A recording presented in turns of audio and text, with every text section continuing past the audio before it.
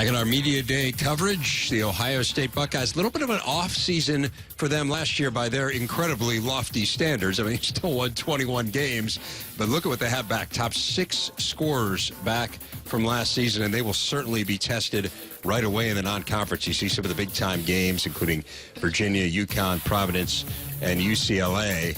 The head coach of Ohio State, Thad Matta, is here with us, along with Keita Bates-Diop and Jae'Sean Tate. Good to have all three of you here.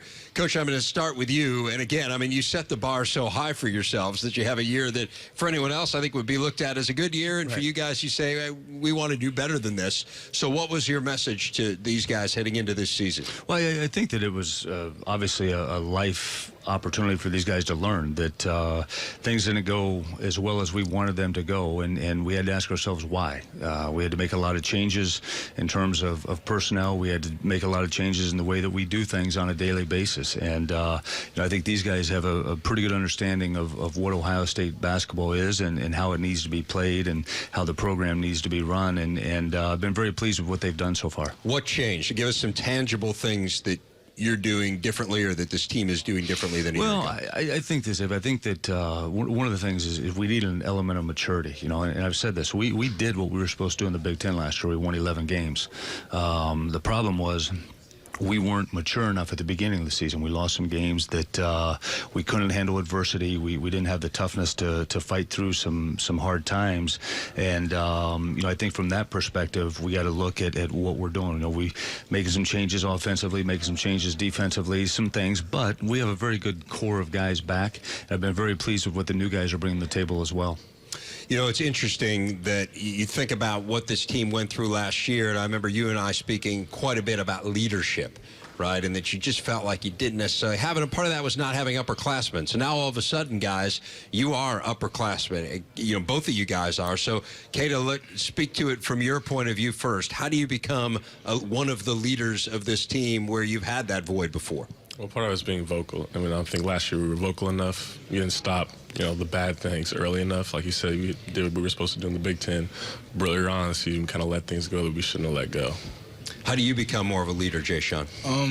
Just like Keita said, just making sure we hold each other accountable, not being afraid to speak up, or what we like to call call-outs of somebody doing something that they shouldn't be doing, either on the court or off the court. Just holding each other more accountable and speaking up. You do have some new faces on this team. Give us a sense of who you think can step up and contribute right away. I like all of our freshmen. Starting with Derek Funderburg and his length, 6'9", very athletic. CJ Cleveland Jackson, a great point guard. Almost makes the right read every time. Micah, the way he spaces the floor and his ability to be vocal throughout practice, and Andre Weston and his ability to guard multiple positions and spread the floor with his jump shot. What's your take on maybe, he's talking about guys that are the newcomers, but what about some people who have been around this program, though, who you think might be able to take the next step this year? I think we've all attempted to take that next step. That's a big thing. We had 6 returning the top scorers or whatever, but I think we all need to take a big step moving forward. It's a team, not just one individual taking one step. It's all of us needing to grow. Anyone in particular that you think is ready to become a bigger factor? I think Jaquan and Trevor are both taking steps toward, growing up maturity-wise. It's not that they were the only ones, but I think we all have grown up, and they've taken the biggest steps so far. Yeah, it's interesting. Jaquan was in such a leadership position, right? I mean, the ball's in his hands all the time as the point guard, and we saw him have some great games. I mean, where you just thought, man, this guy is going to be an absolute superstar. Then we saw him have some games where he really struggled. So how did you get the most consistency out of Jaquan Lyle day to day? Well, I think, one of the things we've challenged him is just the mental approach. And every time he takes the floor, his mindset has to be, how do I make everybody else better?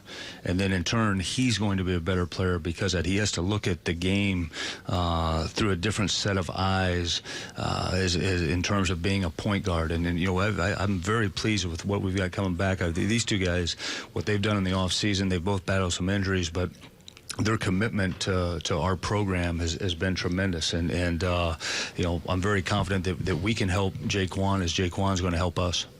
You made some interesting changes in your staff. Alan Major and Chris Jant, who have been around this program before, are both back now in Columbus. What has that done for you? Well, I think first and foremost, Jeff getting the chance at Stony Brook and Jake Dealer going to Vanderbilt, both were great moves for those guys.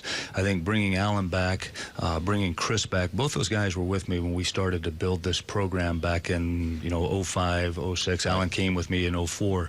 And, they have a sense of what this is, what I want out of this program, and I've been very, very pleased with the progress or the additions that those guys have made to our program. How have you acclimated to the new staff members? I mean, that's 50% of the coaching staff, different than it was a year ago, Keita. Yeah, I mean, it's a little bit different, but like you said, we've adjusted. We've had months to, get used to their coaching style. I think, we've gotten better because of it. Jae'Sean, how do you define success for Ohio State this year? This will be a good year if what happens. Everybody buys in to what Coach Matta and Coach Jen, Coach Mage, everybody has to say, and just make sure nobody has hidden agendas. Be good people on and off the court, and we should have a successful year. Your physical presence, I think, is part of that. You were injured down the stretch last year. How are you physically? I'm 100% now. We had a long summer of therapy, but, I'm thankful to be back with my team and able to take the court.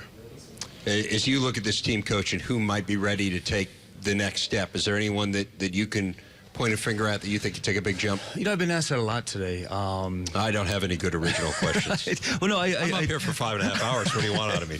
No, I say that from the standpoint that I'm kind of giving the same answer. I think that I've been pleased with the progress that everybody has made. We still have 4 weeks till we play our first game. Right. And I do think this team is going to be somewhat of a role-defined team, but I got to get these two guys. I got to get my Mark Lovings, my Jaquan Lyles, my Trevor Thompsons playing at a consistent level. I can't have one great game and then a game where they disappear. I just want consistency. I think if we have that, we have a chance to have an incredible season. Really good to see you. Best of luck. Thanks a lot for taking the time. Thad Matta, Keita Bates-Diop, Jae'Sean Tate. Thanks, guys. Safe travels back to Columbus. Thank you.